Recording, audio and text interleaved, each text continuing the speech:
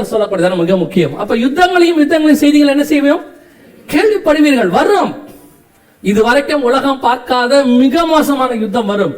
ஆனால் அது உங்களையும் என்னையும் அணுகாது. பகலில் பறக்கும் அம்பிற்கும் இருள் நடமாடும். பகலில் பறக்கும் அம்புனா என்ன, ஏவுகணை விடுறத பத்தி இருக்கு. அன்னைக்கு வில்லு விட்டா இன்னைக்கு ஏவுகணை விடுறான். அவன் என்ன வேணாலும் விடட்டும், எப்படி வேணாலும் விடட்டும். ஆனால் அவைகளுக்கு நடுவில் உங்களை என்னையும் பாதுகாக்கிற ஆண்டவர் ஒருவர் இருக்கிறார். இது அடுத்து நடக்க வேண்டிய மிக முக்கியமான விஷயம். அடுத்து பட்டயத்தினாலும், அடுத்து என்ன இருக்கு, பஞ்சத்தினாலும்.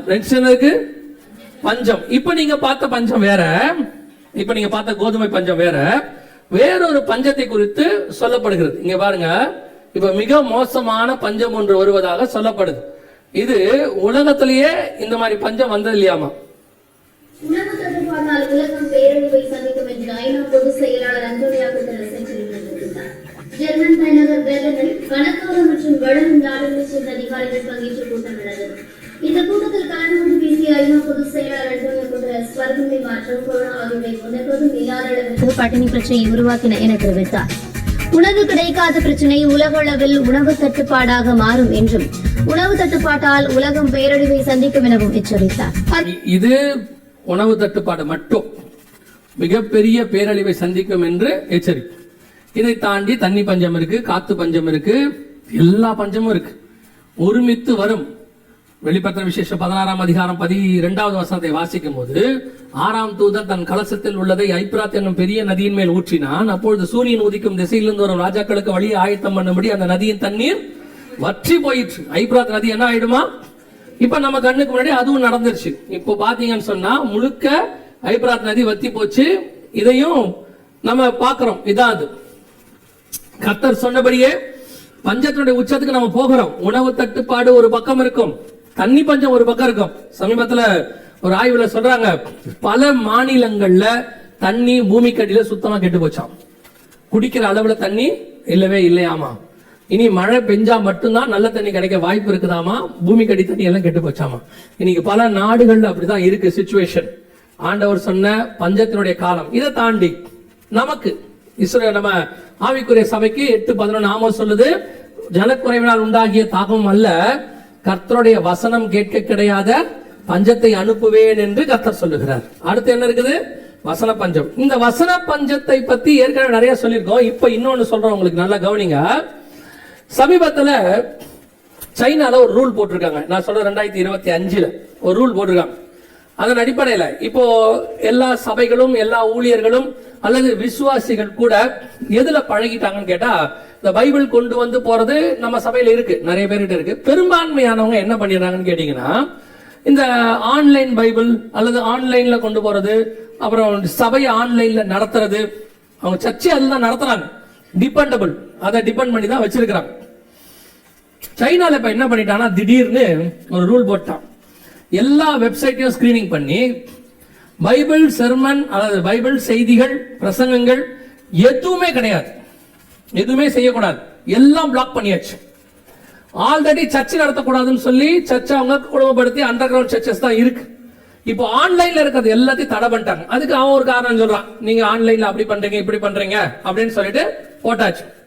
இன்னும் சில நாடுகள்ல ஆன்லைன்ல பேசுறது கூட ரெஸ்ட்ரிக்ஷன் வச்சிருக்காங்க. இப்படித்தான் பேசணும், மிராக்கிள்ஸ் பத்தி பேசக்கூடாது, இயேசு அற்புதம் செய்தார்னு சொல்லக்கூடாது, இயேசுவின் போதனைகள் மட்டும்தான் செய்யணும், அவர் செய்த அற்புதத்தை சொல்லக்கூடாது, ஜனங்களை நீங்க மிஸ்கைட் பண்றீங்க. இப்படி ஒரு குரூப். நீங்க எந்த ஆன்லைனை நம்புறீங்களோ அந்த ஆன்லைன்ல வசனம் கிடைக்காத காலம் ஒன்று வருகிறது. திருப்பியும் சொல்றேன், இன்னைக்கு சபைகளுடைய விஷயம் என்னன்னா, கொரோனா வந்த பிறகு இனிமேட்டு லாக்டவுன் வந்தா பிரச்சனை இல்லை, பாத்துக்கலாம், நம்ம எப்படியாவது ஆன்லைன்ல என்ன கிடைக்கும், வசனம் கிடைக்கும், செய்தி கிடைக்கும் அப்படின்னு சொல்லி அவங்க என்ன நினைக்கிறாங்க, ஒரு யோசனை பண்றாங்க. திருப்பியும் சொல்றேன், ஆன்லைன்லயும் கிடைக்காது, ஆன்லைன்லயும் வசனம் கிடைக்காது. நான் ஒரு 10 வருஷமாவே சொல்றேன், உங்க வீடுகள்ல நீங்க சேர்த்து வைக்கிற சொத்துக்கு பதிலாக ஒவ்வொருத்தரும் குறைஞ்சபட்சம் நல்ல பைபிள், அது என்னங்க நல்ல பைபிள் கேக்குறீங்களா, நிறைய பைபிள்ல இப்ப வசனம் இல்ல, நிறைய வசனத்தை ரிமூவ் பண்ணிட்டாங்க, மாறி இருக்குது. கரெக்ட் வெர்ஷன்ல உள்ள பைபிளை ஒரு 5 பைபிள் 10 பைபிளாவது வாங்கி வைங்க, ஒவ்வொருத்தரும் வாங்கி வைங்க, பைபிளை வாங்கி வீட்டுல வைங்க. ஏன்னா வசனம் கிடைக்காத காலம் ஒன்று வருகிறது. ஆன்லைன்லயும் கிடைக்காது. ஆன்லைன்ல கிடைக்கிறது கூட ஒழுங்கா இருக்காது. சரியா எல்லா வசனமும் இருக்குமா தெரியாது. Printed version is always printed. அதை நீங்க மாத்த முடியாது. அதுலயும் கரெக்ட் வெர்ஷன், சரியா இருக்கிற வெர்ஷனை வாங்கிடுங்க. ஒவ்வொருத்தரும் 5 வாங்கி வைங்க. இல்ல 10 மிஞ்சி போச்சுன்னா ஒரு 1000 ரூபாய் 2000 ரூபாய் வரப்போகுது. வாங்கி வைங்க. வச்சீங்கன்னா நாளைக்கு உங்களுக்கோ அல்லது உங்கள் சந்ததிகளுக்கோ அது பிரயோஜனப்படும். நாளைக்கு நீங்க கொடுக்கணும்னு நினைச்சா கூட பைபிள் இருக்காது. ஏன்னா நம்ம பிள்ளைகள் எல்லாம் இப்போ ஆன்லைன்ல பழக்கப்பட்டுருச்சு. நம்மளுக்கு அவன் சபைக்கு வரும்போதே போன்ல தான் வரான். பைபிள் தூக்கிட்டு வர வெக்கப்படுறான். நாளைக்கு அவனுக்கு பைபிள்னு போய் பார்க்கும்போது ஒரு தப்பான பைபிள் தான் இருக்கும். நிறைய வசனம் இல்லாத பைபிள் இருக்கும். வசனம் மாற்றப்பட்ட பைபிள் இருக்கும். தமிழ்ல ஒரு வெர்ஷன் வந்திருக்கு புதுசா. அந்த வெர்ஷன்ல அவன் என்ன போட்டிருக்காங்கன்னா, அவருக்காக ஒரு ஆட்டுக்குட்டி அடிக்கப்பட்டதுன்னு இருக்குல்ல, ஆட்டுக்குட்டிக்கு பதிலாக கால்நடை அடிக்கப்பட்டதுன்னு போட்டிருக்கு. கால்நடை என்னன்னு கேட்டா, சில நாடுகள்ல ஆட்டுக்குட்டி இல்லையாமா. அங்க இருக்கிறவங்களுக்கு ஆட்டுக்குட்டினா என்னன்னு தெரியாதாமா. சோ கால்நடைங்கிறது காமன் வேர்ட். கால்நடைங்கிறது ஒரு காமன் வேர்ட். அப்படி போட்டுட்டீங்கன்னா எல்லாருக்கும் புரியும். ஆட்டுக்குட்டிக்கு பின்னாடி இருக்கிற ஸ்பிரிச்சுவாலிட்டி அவங்களுக்கு என்ன தெரியல. ஆட்டுக்குட்டிங்கிறது யாரை குறிக்குது? இயேசு கிறிஸ்துவோட பலியை குறிக்குது. இந்த மாதிரி பிசாசு காலங்களையும் நியமங்களையும் அவருடைய பிரமாணங்களையும் மாத்துவான் இருக்கு இல்லையா? தானியேல் 7:25 நினைக்கிறேன் இருக்கு இல்லையா? அந்த காரியம் இப்ப நடக்குது கண்களுக்கு முன்பாக. வசனங்கள் மாற்றப்படுது. அப்படியே ஆல்டர்னேட் வேர்ட்ஸ் போடப்படுகிறது. அதுக்கு நீங்க இப்பவே ஒரு 5 பைபிள் 10 பைபிள் அதை ஒரு வேலையாக அல்லது ஒரு சொத்தாக வாங்கி பேக் பண்ணி பத்திரமா வைங்க. நீங்க படிக்கிற பைபிள் இல்லாம சொல்றேன், அது என்னைக்கோ யாருக்கோ கண்டிப்பா யூஸ் ஆகும். அது ஒரு நாள் பைபிள் இல்லாதவங்களுக்கு கண்டிப்பா என்ன செய்யும்? நல்ல பைபிள் கிடைக்காது. அப்ப அது யூஸ் ஆகும். வசன பஞ்ச காலம் எல்லா பக்கமும் வருது. இது ஒரு பக்கம். இன்னொரு பக்கம் ஆன்லைன்ல வசனத்தை தப்பா போதிக்கிறது அல்லது வசனத்தை உங்களை விட்டு திருப்புறது, சத்தியத்தை விட்டு திருப்புறது, இது அதிகமாயிருச்சு. தயவு செய்து விசுவாசிகளுக்கு சொல்லுகிறேன், எல்லா வகையான பஞ்சம் வெளியே இருக்கு. அடையாளம் அது நமக்கு தெரியும். சாப்பாட்டு பஞ்சம், தண்ணி பஞ்சம், காத்து பஞ்சம், அதெல்லாம் இருக்கு. அதையும் தாண்டி வசன பஞ்சம் ஒண்ணு இருக்கு. அது நமக்குள்ள இப்போ உலகத்துக்குள்ள அதிகப்படியா இருக்கு. உபதேசத்தினுடைய கள்ள உபதேசத்தினுடைய உச்சத்துக்கு பூமி போயிருச்சு. நீங்க நினைச்சே பார்க்க முடியாத அளவுக்கு கள்ள உபதேசத்துல இருக்கு. இன்னைக்கு விசுவாசிகளுக்கு ஒரு எண்ணம், ஆன்லைன்ல போய் உட்கார்ந்து பார்க்கறதுல நூதனமான காரியங்கள் புதுசா படிக்கிறதுல அவங்களுக்கு ஒரு சந்தோஷம். படிச்சுட்டு வந்து இது இப்படி சொல்லுது, அது அப்படி சொல்லுது. நான் சொல்றேன், அந்த இடத்துல சொல்றேன், இப்பவும் சொல்றேன், எப்பவும் சொல்றேன், ஒரு தேவையில்லாத விஷயத்தை படிப்பது ஆபத்தானது. உங்களுக்கு என்ன தேவையோ அதை படிங்க. அது உங்களுக்கு உங்க ஆவி ஆத்மா சரீரத்துக்கு என்ன தேவையோ அதை மட்டும் படிங்க. சும்மா தீனால் தேசத்தை சுத்து பார்க்கும்படி போனால் தீட்டுப்பட்டு போனால் இருக்கு, கடைசியில் செத்தே போனால். அதான் சாரி, ஒரு பெரிய மரணம் வந்துருச்சு. அந்த மாதிரி தான் சொல்றேன். சும்மா போய் உள்ள சுத்தி பாக்குறேன், ஆன்லைன் குள்ள போறேன், வெப்சைட் குள்ள போறேன், அதை பாக்குறேன், இந்த வெப்சைட் குள்ள போறேன் போய் மாட்டிக்காதீங்க. தேவையில்லாம டைம் ஸ்பெண்ட் பண்ணி மாட்டாதீங்க. வசனம் வாசிங்க. அதை தாண்டி உங்களுக்கு தேவையில்லாத விஷயம், உங்களுக்கு ஒரு விஷயத்துக்கு படிக்க போறீங்களா, ஆன்லைன்ல போறீங்களா, பார்த்துட்டு வந்துருங்க. அப்படியே உள்ள போய் அவர் அங்க சொல்றாரு, ஜெர்மனில ஒருத்தர் சொல்றாரு, அமெரிக்கால ஒருத்தர் சொல்றாருன்னு போய் அவரு ஹீப்ருல சொல்றாரு, கிரீக்ல சொல்றாருன்னு போய் மாட்டி உபதேசத்துல கன்ஃபியூஸ் ஆகி கடைசியில கர்த்தரை விட்டு போன குரூப் இருக்குது. தேவையில்லாத படிப்பு தேவையில்லாதது. உங்களுக்கு தேவையான அறிவு என்ன இருக்கோ அது மட்டும் கிடைச்சா போதுமானதாக.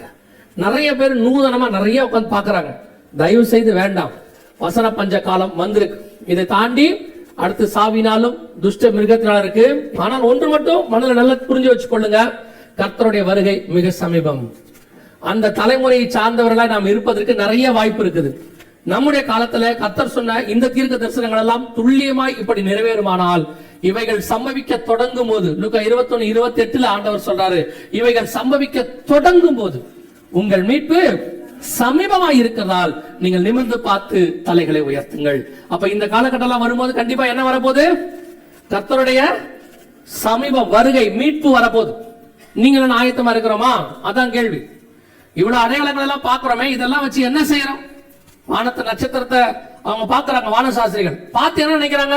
யூதருக்கு ராஜாவை சந்திக்க அவங்க வந்துடுறாங்க. அதான் முக்கியம். வேத தேவ தூதன் வந்து சொல்றான். கேட்ட உடனே அந்த மெய்ப்பர்கள் என்ன பண்றாங்க? இயேசுவை பார்க்க போயிடுறாங்க. அதே மாதிரி தான் இந்த அடையாளங்கள்லாம் உங்களுக்கு எதுக்கு சொல்லப்படுது தெரியுமா? இயேசுவை பார்க்க நீங்கள் போவதற்கு, இயேசுவை சந்திக்க புறப்படுவதற்கு இதெல்லாம் சொல்லப்படுது. சோ இயேசு சொன்னபடி துல்லியமாய் தீர்க்கதரிசனம் நிறைவேறிடுச்சு. இப்ப நீங்க நானும் செய்ய வேண்டியது என்னன்னா, இந்த வருகையில அவரை சந்திக்கிறதுக்கு என்ன பண்ணணும், அதான் இம்பார்ட்டன்ட். இந்த அடையாளங்களை வச்சுக்கிட்டு நம்ம ஆயத்தை தான் பண்ண முடியும். வசனம் சொல்லுது, அற்புதங்களினாலும் அடையாளங்களினாலும் அவர் வேத வசனத்தை உறுதிப்படுத்தினார். இந்த வசனத்தை வச்சுக்கிட்டு அவர் என்ன பண்றாரு? வேத வாக்கியத்தை உறுதிப்படுத்துறாருன்னு இருக்கு. இப்போ இந்த வசனங்கள், அற்புதங்கள், அடையாளங்கள் இதெல்லாம் வச்சுக்கிட்டு நீங்க என்ன பண்ணலாம்? கர்த்தருடைய வருகை சமீபம் என்பதை என்ன பண்ணலாம்? உறுதிப்படுத்திக்கலாம். இந்த ஜெனரேஷன்ல, நம்முடைய காலத்துல, நம்முடைய தலைமுறையில ஒருவேளை இயேசு வருவதற்கு நிறைய வாய்ப்பு இருக்கிறது. அதை நம்ம உறுதிப்படுத்திக்கலாம். ஆனா உறுதிப்படுத்திக்கிட்டு ஆயத்தப்படாமல் இருந்தா எப்படி? ஆயத்தப்படுறதுக்கு தான் இந்த காரியம் சொல்லப்படுது. முதலாவதா, இயேசு கிறிஸ்துவின் ரத்தத்தினால பாவ மன்னிப்பின் நிச்சயத்தை நாம் பெற்றிருக்க வேண்டும். இயேசு என் பாவத்தை மன்னிச்சாருங்கிற நிச்சயம், அதுக்கு பேர் தான் ரட்சிப்பின் அனுபவம் அப்படின்னு சொல்றோம். அந்த ரட்சிப்பின் அனுபவம் வந்து ஸ்டார்டிங் பாயிண்ட் தான். வசனம் சொல்றது, உங்கள் ரட்சிப்பு பூரணப்பட பிரயாசப்படுங்க. அனுதினமும் என்ன செய்யணும்? ரட்சிக்கப்பட வேண்டும். முடிவு பரிதம் நிலைநிற்கிறவனே ரட்சிக்க. அப்ப அந்த ரட்சிப்பு ஆரம்பிச்சு ரட்சிப்பு பூரணப்பட்டு அவரோட வருகை வரைக்கும் போகணும். ஒவ்வொரு நாளும் ரட்சிப்புல என்ன செய்யணும்? பூரணப்படணும். அதான் எபிரேயர்கள் அவர் சொல்றாரு, வெறும் இந்த மூல உபதேசங்கள்ல மட்டும் இல்லாதபடிக்கு பூரணராகும்படி கடந்து போவோம். சோ நீங்கள் ஏற்கனவே ஒருவேளை ஆண்டவரை அறியாதவராய் இருந்தால் இயேசுவை ஏற்றுக்கொள்ளுங்கள். ஏன்னு சொன்னா, இவ்வளவு விஷயத்த சொன்ன இயேசுதான் இதுதான் தப்பிக்கிற விஷயத்தையும் சொல்லி வச்சிருக்கிறார். பாதுகாப்பு என்ற வார்த்தையை சொல்லி இருக்கிறார். ஒருவேளை இயேசுவை அறிந்தும் பின்மாற்றத்தில் இருந்தால் மீண்டும் உங்களை ஆண்டவர் கொண்டு வருவதற்கான வார்த்தைகளை சொல்லுகிறார். இரண்டாவது. மூன்றாவது, ஒருவேளை நான் இயேசுவை ஏற்றுக்கொண்டேன், நான் ரட்சிக்கப்பட்டிருக்கேன், சபைக்குள்ள இருக்கிறேன்னா உங்க ரட்சிப்பு பூரணப்படுவதற்கு என்ன செய்யுங்க? பிரயாசப்படுங்க. இரண்டாவது, பிதா குமாரன் பரிசுத்தாவின் நாமத்தினால என்ன செய்யணும்? தண்ணீர்ல மூழ்கி ஞானஸ்நானம் எடுத்திருக்கணும். ஞானஸ்நானம் எடுக்கல, தள்ளி போட்டுட்டே இருப்பாங்க கொஞ்சம் பேர். அதுக்கு சில காரணங்கள் வச்சிருப்பாங்க. ஞானஸ்நானம் என்பது நீங்கள் தேவனோடு கூட பண்ணுகிற உடன்படிக்கை. ஞானஸ்நானம் என்பது பழைய மனுஷனை கலந்து புதிய மனுஷனை தரித்துக் கொள்ளுதல். ஞானஸ்நானம் என்பது பரலோகத்திற்கான மிக முக்கியமான வழி. ஒருவன் ஜலத்தினாலும் ஆவியினாலும் பிறவாவிடில் பரலோகராஜ்யத்தில் பிரவேசிக்க முடியாது. வசனம் தெளிவா சொல்லுது. நான் ஞானஸ்நானம் எடுக்கலங்கிறவங்க ஞானஸ்நானத்துக்கு ஒப்பு கொடுங்க. நான் குழந்தையில எடுத்தேன், சின்ன வயசுல எடுத்தேன், எனக்கு ஞானஸ்நானம் அப்ப கொடுத்தாங்க, ஒரே ஞானஸ்நானம் தானே, நான் எடுக்கணுமா அப்படின்னா ஒரே ஞானஸ்நானம் தான். ஆனா அந்த ஞானஸ்நானத்துக்கு பேரு மூழ்கி எடுக்கிற ஞானஸ்நானம். வேற எந்த ஞானஸ்நானம் பைபிள்ல இல்ல. வேற எதுக்காக அவங்க பேர் வச்சுப்பாங்க ஞானஸ்நானம்னு. ஆனா பைபிளை பொறுத்த வரைக்கும் பிதா குமாரன் பரிசுத்தாவின் நாமத்தினால தண்ணீர்ல மூழ்கி ஞானஸ்நானம் எடுத்திருக்கோமா? அப்படி எடுக்காதவங்க ஞானஸ்நானத்துக்கு ஒப்பு கொடுங்க. கர்த்தருடைய வருகை மிக சமீபம். மூன்றாவது, எபேசியர் 4:30 சொல்லுது, மீட்கப்படும் நாளுக்கென்று முத்திரையான பரிசுத்த ஆவியை துக்கப்படுத்தாதிருங்கள். பரிசுத்த அபிஷேகத்தை என்ன செய்யணும்? பெற்றுக்கொள்ளணும். சபையில நடக்கிற அபிஷேக கூட்டங்கள் இருக்கும், அதுல கலந்து கொள்ளுங்க.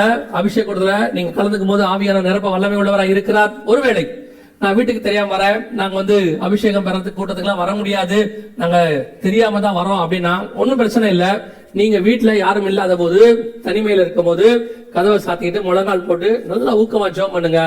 ஆவியானவர் உங்களை நிரப்ப போதுமானவராய் இருக்கிறார். அல்லேலூயா. வாஞ்சியும் தவணமுள்ள ஆத்மாக்களை கர்த்தர் என்ன செய்யறாரு? நிரப்புகிறார் என்று வேதம் சொல்லுகிறது. இது மூன்றும் பேசிக், அடிப்படை. அல்லேலூயா.